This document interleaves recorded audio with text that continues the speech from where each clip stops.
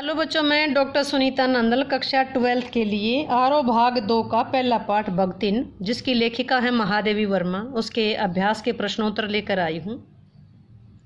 और एक ही रीडिंग में आप देखेंगे कि प्रश्नोत्तर क्लियर हो जाएंगे। आपको आसान सी भाषा में प्रश्नों के उत्तर समझिएगा। भगतिन अपना वास्तविक नाम, असली नाम क्यों छुपाती थी? ये असली नाम क्या था?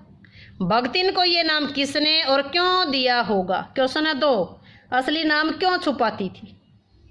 ये नाम उसको किसने दिया होगा? भगतिन का असली नाम लक्ष्मीन था, अर्थात लक्ष्मी था। लक्ष्मी क्या होती है? धन की देवी होती है। लेकिन इस लक्ष्मी के भाग्य में तो धन तो नाम मात्र भी नहीं था। बेचारी गरीब थी, हमेशा से गरीबी भोगनी पड़ी। केवल कुछ दिनों के लिए उसे भरपेट भोजन मिल सका। जब वो अपने पति के साथ अलग हो गई, न्यारी होकर अलग होकर परिवार से अलग रहने लगी थी, जब उसे भरपेट भोजन मिलने लगा, जो ज्वाइंट फैमिली थी, संयुक्त परिवार था, वहां तो बेचारी की कोई कदर ही नहीं रहती थी। नहीं तो आजीवन दुर्भाग्य ने उसका पीछा नहीं छोड़ा।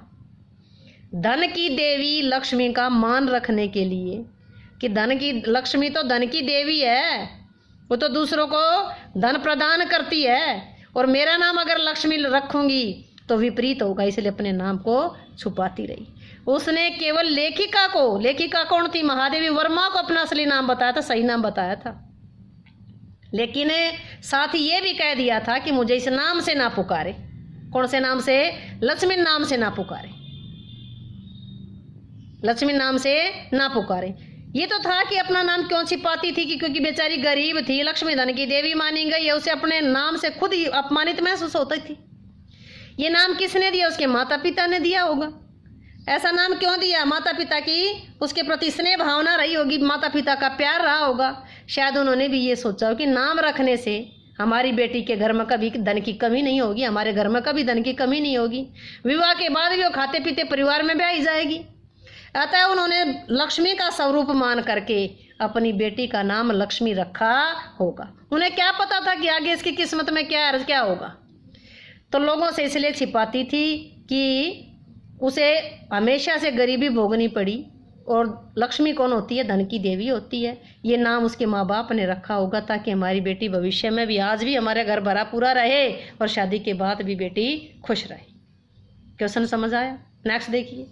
2 कन्या रत्न पैदा करने के बाद किसने? भगतिन थी, जो उसके 2 लड़कियां हुई थी।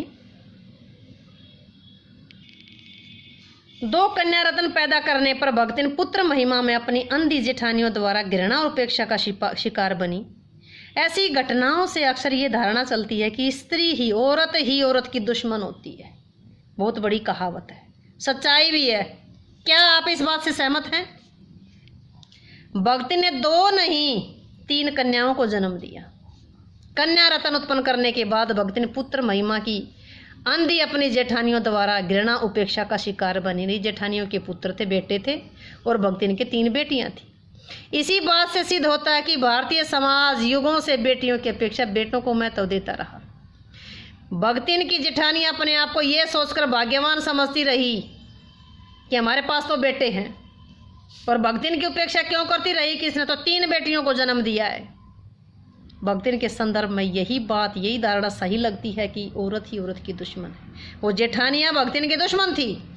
भगतिन को उपेक्षा और घृणा घर की स्त्रियों से मिली। उसका पति उसे हमेशा सम्मान देता रहा, आदर देता रहा, प्यार करता रहा। सच्चाई तो यह थी कि स्त्रियां स्वयं ही अपने आप को पुरुषों से हीन समझती हैं, इसलिए वे पुत्रवती होने की कामना करती हैं। इसके पीछे समाज की ये धारणा भी चली आ रही है कि बेटा वंश को आगे बढ़ाएगा, बेटी नहीं बढ़ा सकती। कन्या भ्रूण हत्या के पीछे भी नारियों की सहमति हमेशा प्रतीत होती है। कन्या भ्रूण यानी कि अबॉर्शन करवाने के पीछे तो सास का हाथ होगा, ननद का हाथ होगा, जेठानी का होगा। पुरुष वर्ग का बहुत कम, विशेषकर सास ही बहू को इस काम के लिए उकसाती है। स्त्रियां लड़का लड़की के भेदभाव को बढ़ावा देती हैं, वे ही दहेज की मांग करती हैं। यही नहीं, बहू को कष्ट देने में सास की विशेष भूमिका रहती है। अतः यह कहना बिल्कुल ठीक होगा कि औरत ही औरत की दुश्मन होती है। प्रश्न समझ आया? नेक्स्ट प्रश्न देखिए।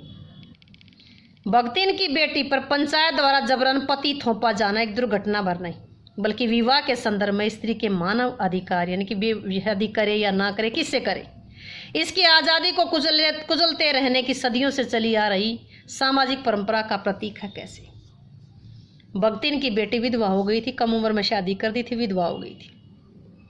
उसके ताऊ के लड़के के तीतरबाज साले ने, ताऊ का जो बेटा था उसका साला था जो तीतर उड़ाता रहता था, उसने भगतिन की बेटी के साथ जोर जबरदस्ती की।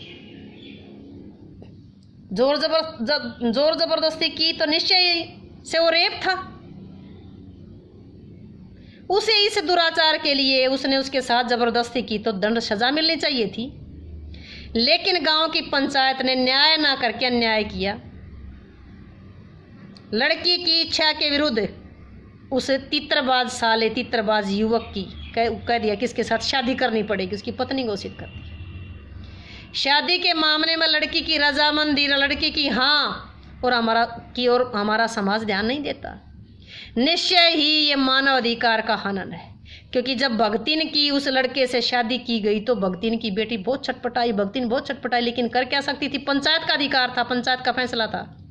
खासकर गांव की पंचायत हमेशा लड़कियों के स्वर को दबाने का काम करती है, जिससे भगतिन की बेटी के समान कोई भी लड़की विरोध करने की हिम्मत नहीं कर पाती। अतः भगतिन की बेटी पर पंचायत द्वारा जबरदस्ती जो पति थोपा जाना, ये मानव अधिकार को कुचलना है, मानव अधिकार का हनन है। प्रश्न समझ आया? अगला प्रश्न देखिए। भक्ति न अच्छी है ये कहना कठिन होगा, क्योंकि उसमें दुर्गुणों का भाव नहीं है, बहुत सारी बुराइयां भी हैं।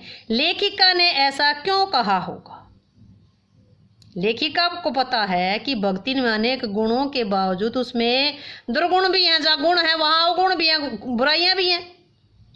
भक्तिन के निम्नलिखित कार्य ही दुर्गुण कहे जा सकते हैं। लेखिका भी ऐसा ही मानती है। कौन से काम? एक तो क्या करती, भक्तिन को जहां भी कहीं पैसे मिलते तो स्टोर में, भंडार घर में एक मटका था, उसमें छिपा कर रख देती कि जहां कहीं भी मिलते ना इधर उधर जो पैसे पड़े होते उसको स्टोर में जो मटकी थी उसमें छुपा कर रख देती। पूछने पर भी क्या कहती, मैं तो संभाल कर रखे हैं। और लेखिका को मांगती तो भी ये पैसे वापस नहीं लौटाती। कहती कि चोरी नहीं है, ये तर्क देती कि मैंने तो इसको संभाल कर रखा है, संभाल के रखने को इस बात को चोरी नहीं कहेंगे। दूसरी बात, जब मालकिन उस पर गुस्सा करती तो बात को इधर उधर कर बताती और कहती कि इसको झूठ बोलना नहीं कहते, मतलब बात को घुमा देती। जब मालकिन किसी बात पर उस पर गुस्सा करती तो बात को घुमा करके कुछ कह देती और कहती कि इसको झूठ बोलना नहीं मानते। शास्त्रीय कथनों का वह इच्छा अनुसार व्याख्या अपनी मर्जी से उनकी परिभाषा बना लेती कि शास्त्रों में लिखा गया, शास्त्रों में कहा गया है। वह दूसरों के कहे को नहीं मानती, बल्कि दूसरों को भी अपने अनुसार बना लेती है कि आपको मेरी बात माननी चाहिए। स्वामिनी द्वारा चले जाने के आदेश को वो हंसकर टाल देती है। स्वामिनी द्वारा चले जाने के आदेश को भी तू अब यहाँ से चली जा, इस बात को हंसकर टाल देती है और लेखिका के घर को छोड़कर नहीं जाना चाहती। तो लेखिका कहती है, महादेवी वर्मा जी कहती हैं कि ये सारी उसमें बुराइयां थी, किस बात पर उनको ये कहें कि ये अच्छी है। क्वेश्चन समझ आया? अच्छा लगा तो आगे देखिए। भक्तिन द्वारा शास्त्र के प्रश्न को सुविधा से सुलझा लेने का क्या उदाहरण लेखिका ने दिया? भक्तिन द्वारा कौन से प्रश्न को? शास्त्र के प्रश्न को अपनी आसानी से सुलझा लिया लेखिका ने, भक्तिन ने। उसके बारे में लेखिका ने क्या कहा? भक्तिन अपने आप को बहुत समझदार मानती थी, प्रत्येक बात का अपने ढंग से मतलब निकालती थी, अपने ढंग से अर्थ निकाल लेती थी। जब लेखिका ने उसे सिर मुंडवाने से रोकना चाहा कि अपने सिर के बाल मत कटवा, भक्तिन ने शास्त्रों की दुआई दी और ये कहा कि शास्त्रों में स्पष्ट लिखा है, तीर्थ गए मुंडाए सिद्ध। तीर्थ जाने से अच्छा है अपना सिर मुंडवा लिया तो सब कुछ सिद्ध हो जाएगा।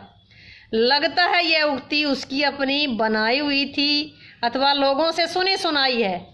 शास्त्रों में थोड़ा लिखी थी ये बात, अपनी मर्जी की बनाई हुई थी उसकी ये कहावत। नेक्स्ट देखिए, भक्तिन के आ जाने से महादेवी वर्मा अधिक देहाती कैसे हो गई? भक्तिन स्वयं पूर्णता देहाती थी। वह अपनी जीवन पद्धति को नहीं छोड़ना चाहती थी। वो खुद खुद ना बदल करके उसने महादेवी को अपने अनुसार डाल लिया। जो कुछ सहज सरल पकाना आता था वो महादेवी जी को खाना पड़ता था। लेखिका को रात को बने मकई के दलिए के साथ मट्ठा पीना पड़ता था। मट्ठा लस्सी सी छाछ। बाजरे के तिल वाले पुए खाने पड़ते थे क्योंकि भक्तिन को पसंद थे और महादेव वर्मा को पसंद ना होते भी खाने पड़ते थे। जवार के भुने हुए भुट्टे की खिचड़ी भी खानी पड़ती थी। ये सारा भोजन क्या था? देहाती भोजन था और यही महादेवी जी को खाने को मिलता था क्योंकि भक्तिन चाहती थी। अतः महादेवी जी भी भक्तिन के समान ही देहाती बन गई थी। उम्मीद है कि प्रश्नोत्तर आपको बहुत अच्छे से समझ आए होंगे। वीडियो अच्छी लगी हो तो लाइक करें, शेयर करें, चैनल को सब्सक्राइब करना ना भूलें।